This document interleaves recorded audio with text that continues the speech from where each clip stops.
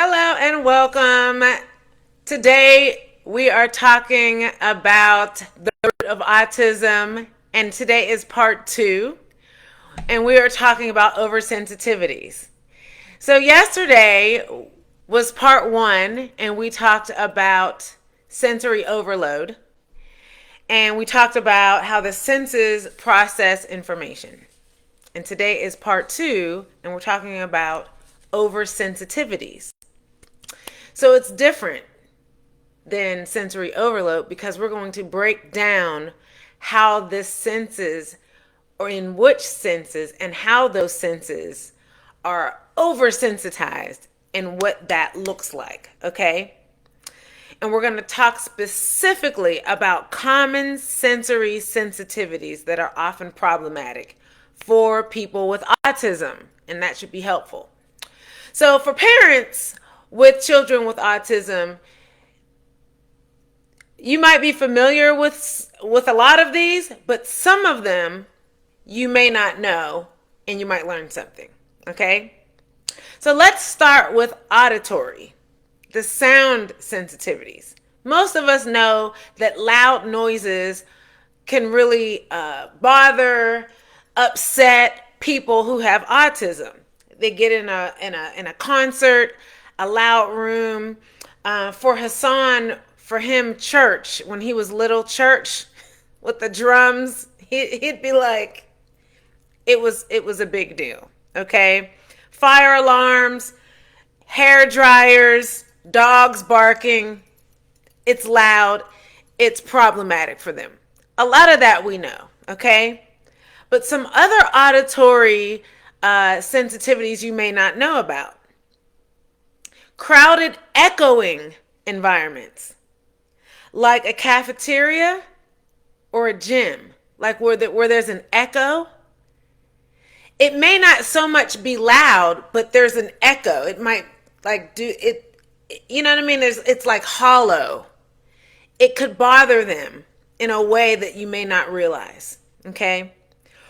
Or even a high-pitched or low-frequency sound that others may not notice. So like, for instance, I don't know if I told you this story in my other videos, but there was a department store. I forget what department store. Whenever Hassan was little, he was like 6 or 7 or 8. And as soon as we would walk into the store, he'd go like this.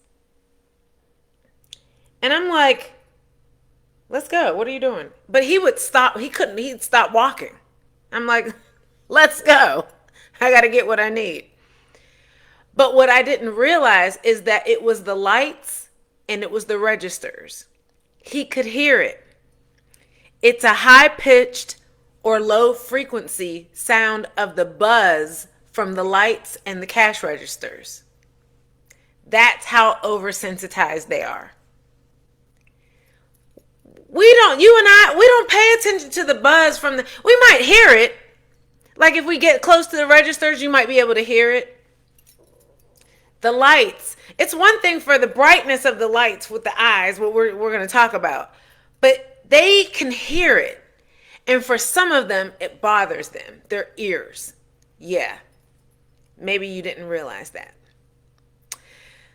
Another one is difficulty tuning out background noise. So yesterday we talked about how the senses process information, and we talked about focusing in and like trying to block out background noise. But sometimes they have a problem with cutting out background noise, like a humming light or a distant conversation. So like, for instance, let's go back to the department store example.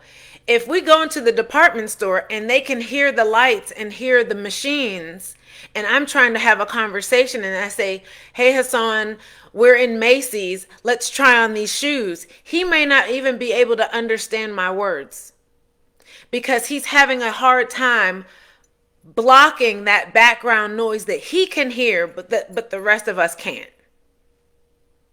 He can't follow my directions because he can't hear my words over. Does that make sense? Yeah. These issues can cause distress, meltdowns, or the need to wear noise canceling headphones. So we think that our child or our autistic loved one needs noise canceling headphones when they are in loud environments. But they may need noise canceling headphones when they're in environments that the frequencies are bothering their ears, which you may not be aware of, but they are. So that's something that you may need to pay attention to. Okay. And this is all part of understanding your child's triggers, which we talked about in part 1 of the root of autism, right? The next section is visual sensitivity. So we talked a little bit about that, right? Bright lights and colors, actually. I don't know if you ever thought about colors. Have you ever been in a place like, maybe for those of you with young children, you take your child to like the children's museum or something, or you go to a movie theater, or like a place that has, it's dark, and then there are these bright lights. They might not even be bright. It may just be really, really, really red, or really, really, really green. The color may bother. It may not even be that bright. It just may be the color. Yeah. So bright lights, that could bother them, but you may also maybe consider a color. They could walk into a red room and it could bother them. It may not even be a bright light. There may not even be any lights in there. Have you ever walked into somebody's real bright yellow kitchen? You have to consider actual colors. Yeah. Okay? So, what bothers me a lot, it doesn't bother me a lot, but a lot of children's spaces are bright and happy, and the colors are fluorescent. For children with autism, that could be problematic. If you've ever taken your child to a birthday party and they have a lot of bright balloons and you think, wow, looks like fun. Look at all the pretty balloons. And your child is like, it could be the colors. Bright colors could be problematic. Flickering lights or screens. So lights that flicker, problematic. Remember I told you, or maybe I didn't tell you this story, or this may have been a story. I think this is a story that I did some recordings for some recorded videos for some videos I did. But I told a story about whenever I took Hassan to a 4D show where you have to wear 3D glasses. And he doesn't do 3D. My son with autism, he doesn't do 3D. There's no 3D. Because once you put those 3D glasses on, everything, the depth perception, things are jumping out at you. He can't do stuff that looks like it's coming at him. And for people with autism, that's what flickering lights look like. It looks like it's coming at you. Hassan's not putting on nobody's 3D glasses, let me tell you. That bothers his brain. He's not having it. Okay? Another visual sensitivity, cluttered environments with too much visual input. A cluttered environment.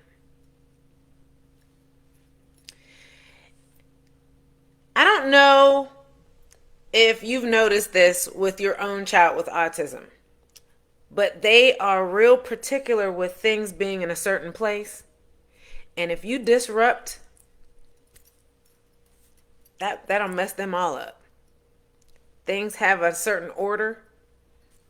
But if they go into a clutter or a disrupted environment, that messes with them. It'll upset them, right? Fast moving visuals in crowds, on screens, in action scenes. Yeah. That could be problematic. Their eyes can't follow it fast, and it makes their brain feel scattered. Okay? All of these visual sensitivities can lead to headaches, eye strain, or difficulty concentrating. And when we say concentrating, I'm not talking about doing mathematics. I mean concentrating like walking. Focusing on what you're saying. For them, that requires concentration, and visual disruptions can just get them all discombobulated. Okay. Let's talk about tactile or touch sensitivities. Okay. Tags in clothing. Let me tell you. You know how t-shirts, a lot of times, like most of the time the tags are, in the back of the neck. But a lot of times the tags are over here on the side. When I tell you half of Hassan's shirts had a hole over here because he would cut all the tags out, it drove me crazy. I'm like, sir, if the tag is bothering you, tell me, I'll cut it out. But he was like, whenever I put that tag on, I couldn't handle it. He couldn't think to ask me to take the tag out. He was like, and this is why he was a teenager. He was like, his first thought was to find some scissors to get that tag out. Because even over and over and over again, whenever I ask him, just tell me and I'll cut. It's my fault. When I buy him a shirt, I need to just make sure it doesn't have any tags in it. But I'm not thinking about it. I buy him a shirt, we wash it, he wears it. I'm not thinking about the tags. He is. He's like, this tag is driving me crazy. Certain fabrics, it touches their skin. It makes their skin feel funny. Wool, polyester, it's not soft enough. It makes their skin feel weird. There are some children with autism that don't want to wear clothes at all because they're like, it's touching me, I can't handle it. Okay. Unexpected or light touch, such as a tap on the shoulder. Let me tell you a story. When Hassan was little, he wasn't even that little. He was little, and then it took him a while to grow out of this. Somebody would say hi to him, and they would pat him on the back or pat him on the shoulder, and he would go like this. He did not like to be touched. He didn't mind hugs. A hug was different for him. But if you tap him or touch his shoulder, if he saw you reaching towards him to tap him, he'd duck, and he didn't like it. That bothers him. He had a touch sensitivity, right? A strong aversion to messy textures like slime, glue, certain foods. And we'll talk about that in the next section. Overreaction to temperature changes or weather conditions. Yeah. Hassan wasn't crazy about snow. Kids like to play in the snow. Let's go sled riding. He's like, I don't want that. It's too cold. It's mushy. I don't like it. We're like, come on, sled riding. It's fun. He's like, it's not. It's cold, and I don't want it touching me. He didn't. Temperature changing. He doesn't want to be too hot, too cold. He doesn't want it to rain. I don't want it to touch me. It's wet. It's on my clothes. It's making me cold. It's uncomfortable. All of this can lead to the refusal to wear certain clothing, participate in different tactile activities. It's too much. It's overwhelming for them. The next section is the gustatory or taste or smell sensitivities Strong aversions to certain tastes, textures, or smells. Hassan's a really good eater. He eats a lot. He's 25. He eats a lot.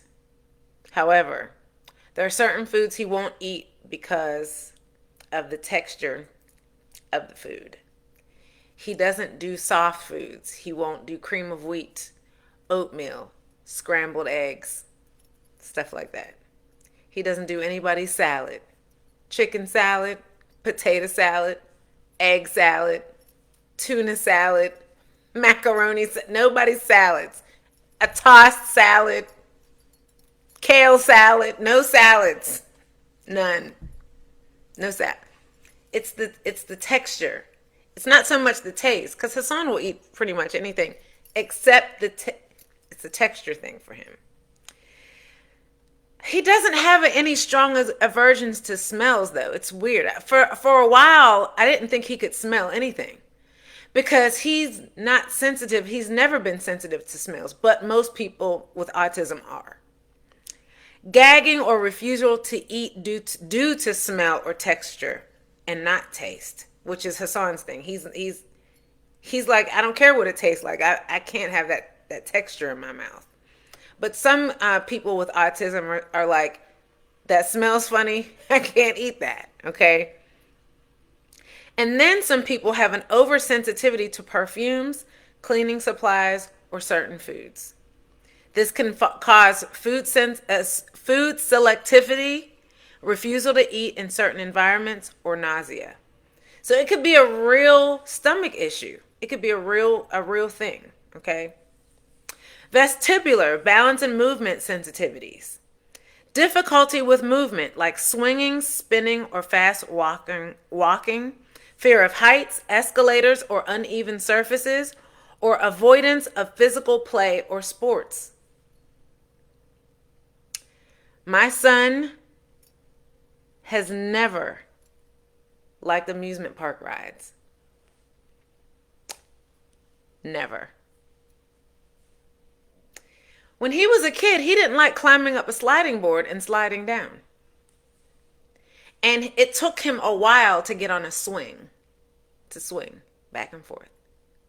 And it still isn't, it's never really been his thing. But even when we go to Walt Disney World,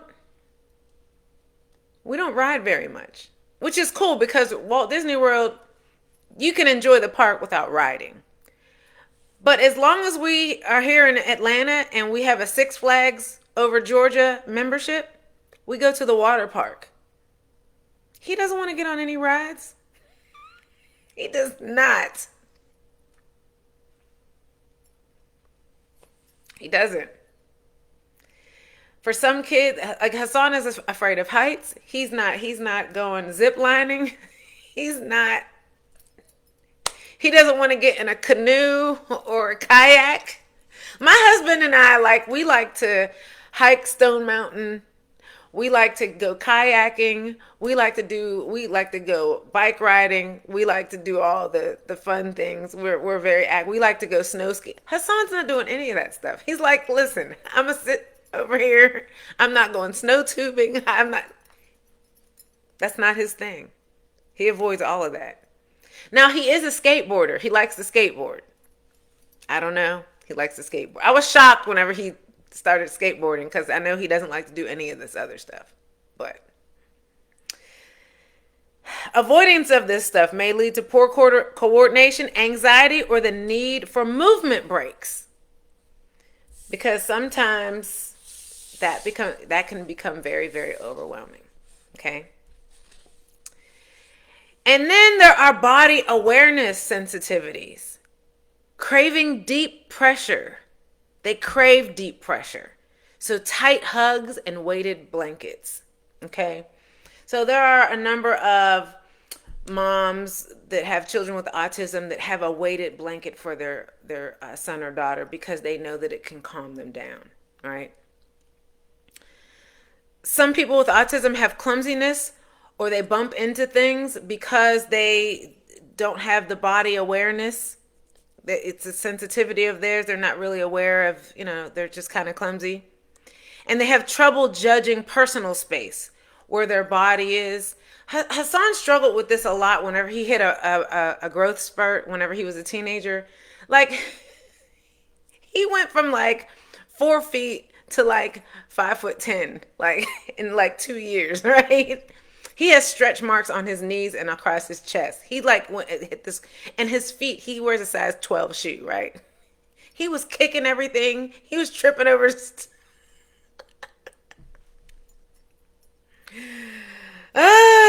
This body awareness thing. This can result in stimming, where they're just flapping and moving around and pacing. He still paces back and forth. You've heard me talk about that.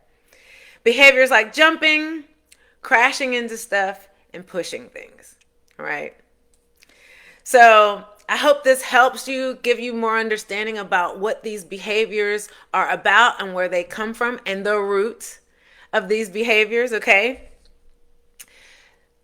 The next phase in part 3 of the root of autism, we're going to talk about the effects of socialization. So this is building, right? We're talking about these things that have to do with their daily living and how it affects other people, how it affects their lives, right? And tomorrow we're going to talk about socialization. How does socialization, interacting with people, places, and things affect them, okay? So I hope you enjoyed this. I'll see you in the next video.